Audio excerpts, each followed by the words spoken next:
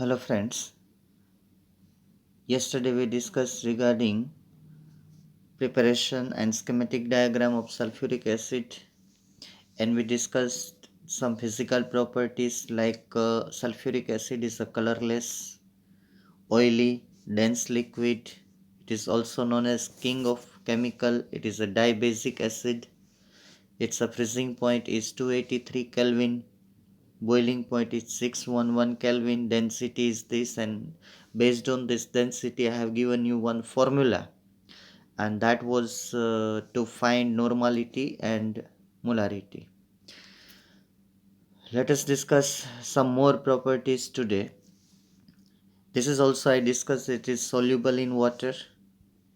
Okay, soluble in water.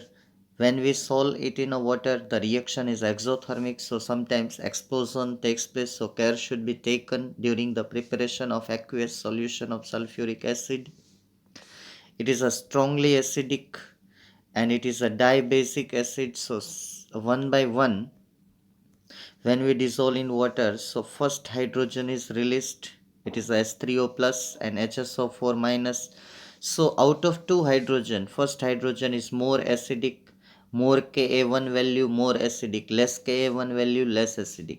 उसका जो दूसरा हाइड्रोजन है ये वाला HSO4 में जो हाइड्रोजन है वो अब सेकंड स्टेप में आयोनाइज होगा और हमें H3O प्लस देगा. तो ओवरऑल रिएक्शन हम ऐसे लिखते हैं कि H2SO4 plus 2H2O gives 2H3O plus and SO4 2 minus.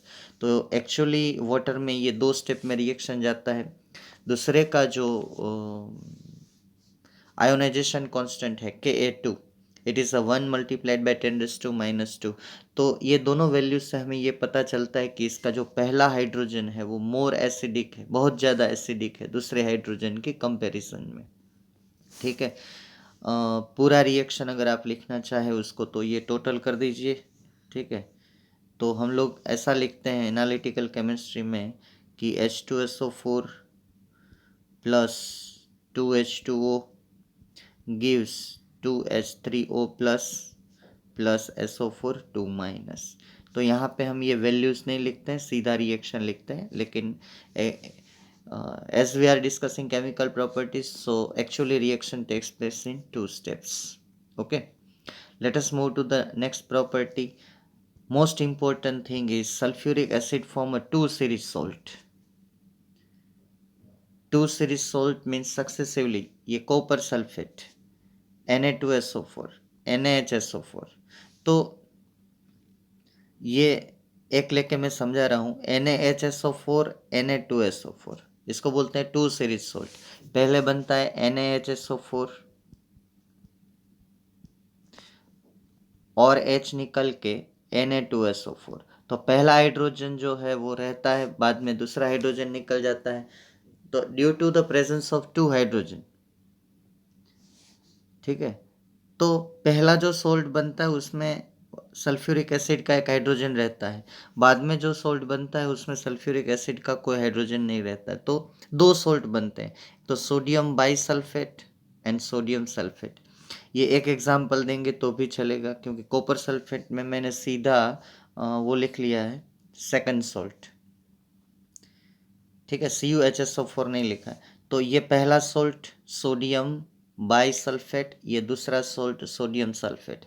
तो एक हाइड्रोजन निकलता है तो पहला सोल्ट बनता है, दूसरा हाइड्रोजन निकल जाता है तो दूसरा सोल्ट बनता है.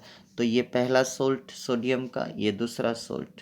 ये रिएक्शन एक्चुअली होता है सोडियम हाइड्रोक्साइड के साथ, तो इसको बोलते हैं 2-series salt.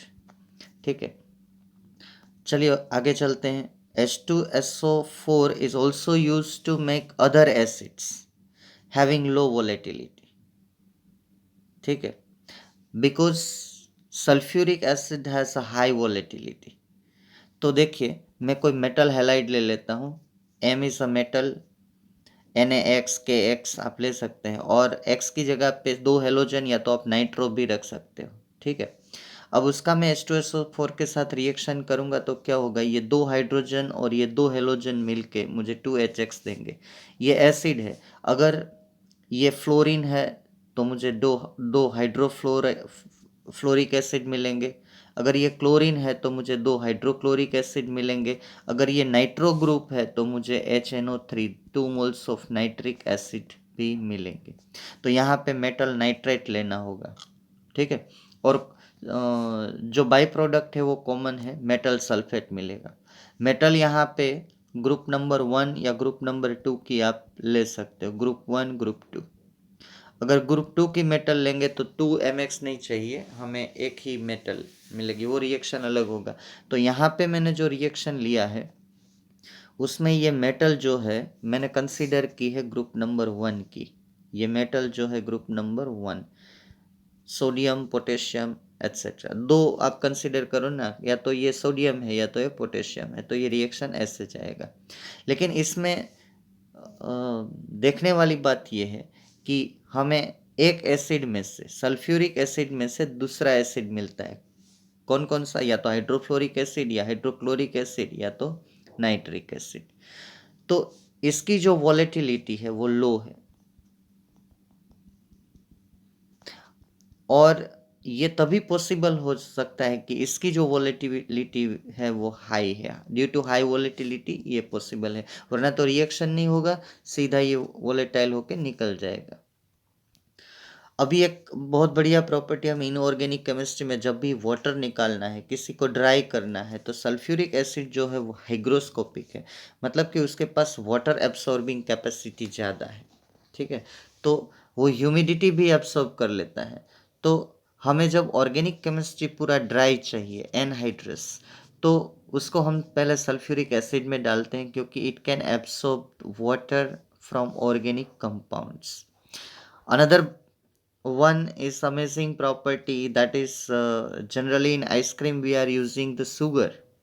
That sugar is charred sugar. जैसे आप कौन खाते हो बटर स्कॉच, उसमें ब्राउन कलर का जो उसका ब्राउन कलर होता है, that brown colour is due to the charred sugar, ठीक है। तो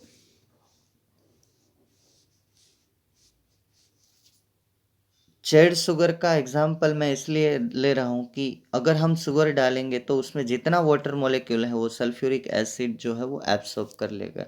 ये चेड शुगर में 11 वाटर मॉलिक्यूल है, यहाँ से आप देखिए 11H2O, मतलब कि 22 हाइड्रोजन एंड 11 ऑक्सीजन, ठीक है, और 12 कार्बन। तो ये सिर्फ 12 कार्बन बचते हैं, लेकिन उसकी स्वीटनेस नहीं जाती है। Generally चेड sugar use in ice cream, ठीक है। ये ब्राउन कलर का बनता है, जो बटर स्कॉच आइसक्रीम जो कौन बनता है उसमें यूज़ होता है, चॉकलेट में भी यूज़ होता है। तो ऐसा चेड शुगर मार्केट में, इंडस्ट्री में बहुत यूज़ होती है फूड मटेरियल बनाने के लिए। तो चेड शुगर बनाने के लिए हमें सल्फ्यूरिक एसिड के साथ उसको रिएक्ट करना होता है, ठीक है। आगे चलते हैं। अब मुझे दिखाना ये है कि ये किंग ऑफ केमिकल क्यों है। ये सब प्रॉपर्टी सल्फ्यूरिक एसिड की किसकी वजह से? कभी 2 मार्क में क्वेश्चन आ गया कि right the causes of the properties of sulfuric acid। तो एक तो उसकी लो वोलेटिलिटी है, यहाँ पे हाई लिखा है। सल्फ्यूरिक एसिड हालांकि अगर बहुत प्योर हो तो उसमें से फ्यूम्स निकलती है, ठीक है, लेकिन हाइड्रोक्लोरिक एसिड से वो लो है। अगर हम दूसरे एसिड के साथ कंपेयर करें तो उसकी वॉलेटिलिटी हम हाई गिनेंगे। तो शायद ये जो है, अगर सब एसिड में कंपेयर करें तो hydrochloric acid, hydrobromic acid, hydrofluoric acid, इन सभी को छोड़ के अगर बाद में सब एसिड हम कंसीडर करें, नाइट्रिक एसिड, तो बाकी सब जो एसिड बचते हैं उसकी कंपैरिजन में इसकी वॉलेटिलिटी हाई है।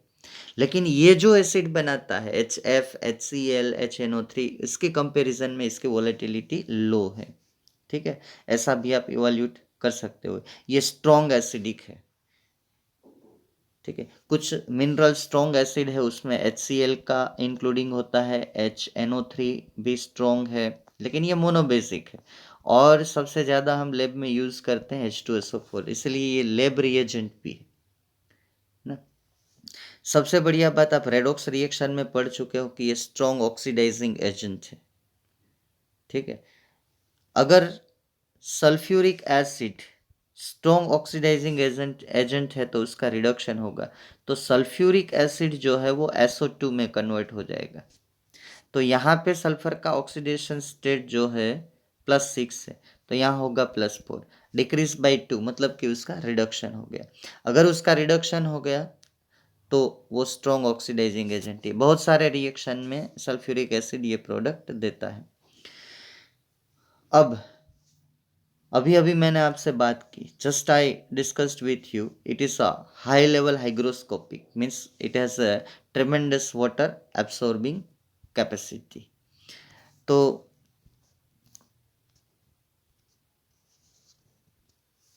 अब ये जो सल्फ्यूरिक एसिड है that is the intermediate oxidising agent with respect to H3PO4 and HNO3। ये जो है सल्फ्यूरिक एसिड इसके बीच में आता है। इसका मतलब क्या हुआ कि H3PO4 से ये ज़्यादा ऑक्सीडाइजिंग एजेंट है, इसकी कैपेसिटी, ये स्ट्रॉन्ग ऑक्सीडाइजिंग एजेंट है। बट HNO3 से ये कम,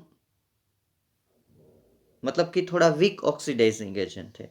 अगर आपको ये ऑर्डर पूछे ऑक्सीडाइजिंग एजेंट का तो H3PO4 less than H2SO4 less than HNO3। HNO3 जो है वो बहुत बढ़िया ऑक्सीडाइजिंग एजेंट है। तो H2SO4 इंटरमीडिएट है ये दोनों के बीच में। H3PO4 से थोड़ा स्ट्रॉन्ग है, HNO3 से थोड़ा वीक है। अब सल्फ्यूरिक एसिड जो है मेटल और नॉन मेटल दोनों को, it oxidise metals as well as non metal. जैसे ये कॉपर है तो कॉपर 2+ में कन्वर्ट हुआ। अब देखिए SO4 जो है SO2 में कन्वर्ट हो गया, ये बैलेंस रिएक्शन है। तो copper two plus oxidation, sulphur का यहाँ क्या +6 टू +4 रिडक्शन। तो क्या मतलब हुआ इसका कि यहाँ पे सल्फ्यूरिक एसिड ऑक्सीडाइजिंग एजेंट है और ये कॉपर मेटल है। तो मैंने एक मेटल का एग्जांपल दिया। चलिए अब नॉन मेटल का एग्जांपल, नॉन मेटल का एग्जांपल मैंने 2 लिखे। एक तो carbon converted to carbon dioxide, है ना, carbon converted to carbon dioxide. तो यहाँ कार्बन एलिमेंट है तो 0 है, यहाँ +2, तो 0 टू +2 इंक्रीज बाई 2। और आप कन्वेंशनल डेफिनेशन से भी जा सकते हो, कार्बन में 2 ऑक्सीजन ऐड हुए मतलब ऑक्सीडेशन। यहाँ देखिए सल्फर का +6 है और वो SO2 में कन्वर्ट होता है तो ये +4 है, ये बैलेंस रेडॉक्स रिएक्शन है। तो H2SO4 का रिडक्शन हुआ, कार्बन का ऑक्सीडेशन हुआ। आप बैलेंस करेंगे तो ये वाटर मॉलिक्यूल तो ऐसे ही आप सेट कर सकते हो, यहाँ भी ऐसे सेट हो जाता है।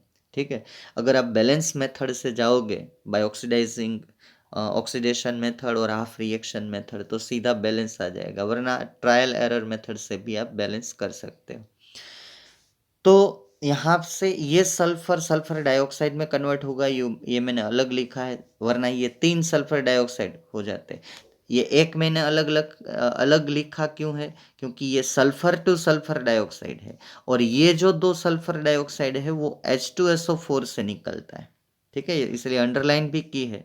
ये देखिए अंडरलाइन वाले जो सल्फर डाइऑक्साइड है वो H2SO4 की प्रोडक्ट है, ये सल्फर डाइऑक्साइड है सल्फर की प्रोडक्ट है।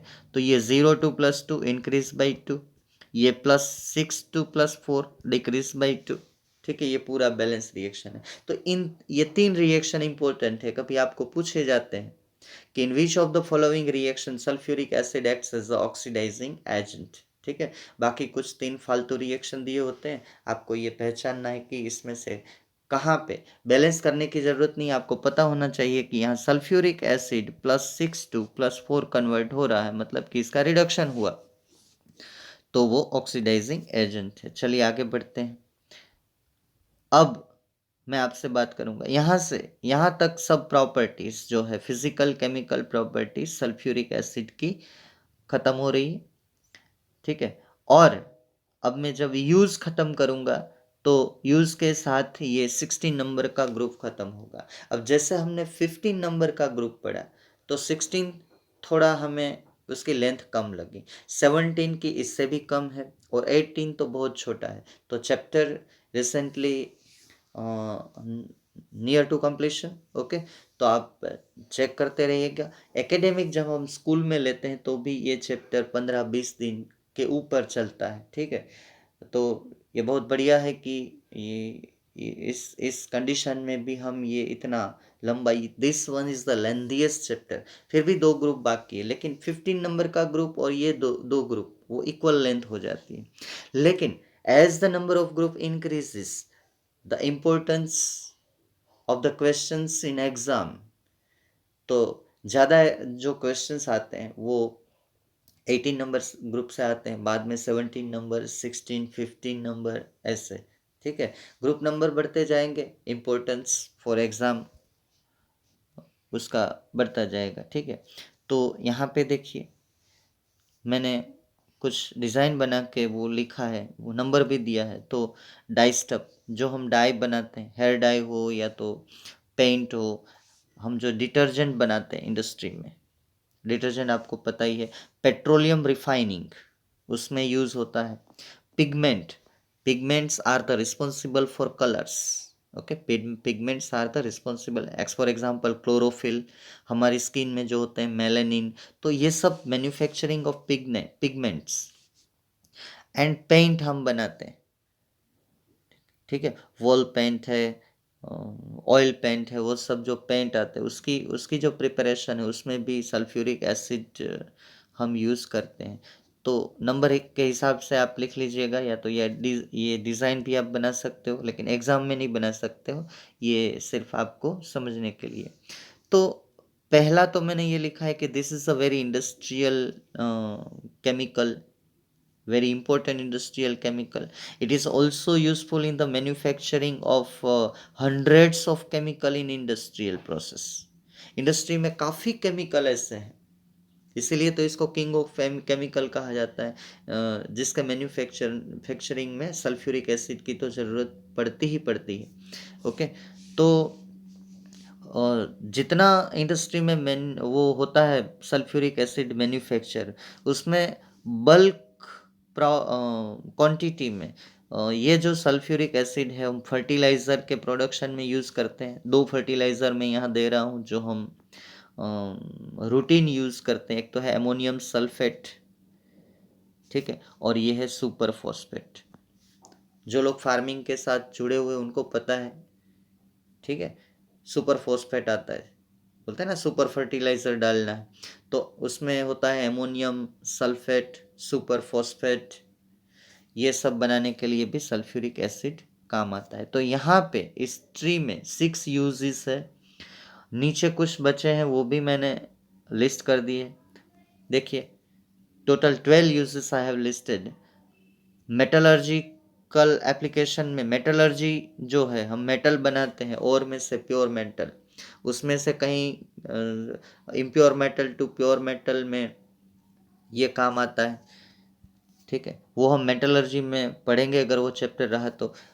हम लोग जो बाइक में बैटरी यूज़ करते हैं उसको बोलते हैं लेड स्टोरेज बैटरी, तो उसमें जो हम वाटर डालते हैं, कभी कभी हम बोलते हैं कि पानी ख़त्म हो गया बैटरी में, तो जो हम बैटरी में पानी डालते हैं वो सल्फ्यूरिक एसिड का सॉल्यूशन होता है जो स्टोरेज बैटरी में हम यूज़ करते हैं। 11th स्टैंडर्ड में आप बहुत लेबोरेटरी में गए हो और आपको पता है कि इनऑर्गेनिक क्वालिटेटिव एनालिसिस, ये एक लैब रिएजेंट भी होता है। आपके सामने एक बोतल भरी होती है जिसमें सल्फ्यूरिक एसिड का डाइल्यूट सॉल्यूशन होता है, ठीक है। It is also useful in the manufacturing of explosive, इसका नाम है नाइट्रोसेल्यूलोस। नाइट्रोसेल्यूलोस ये एक बहुत बड़ा एक्सप्लोजिव है, उसके मैन्युफैक्चरिंग में भी सल्फ्यूरिक एसिड हम यूज़ करते हैं, ठीक है।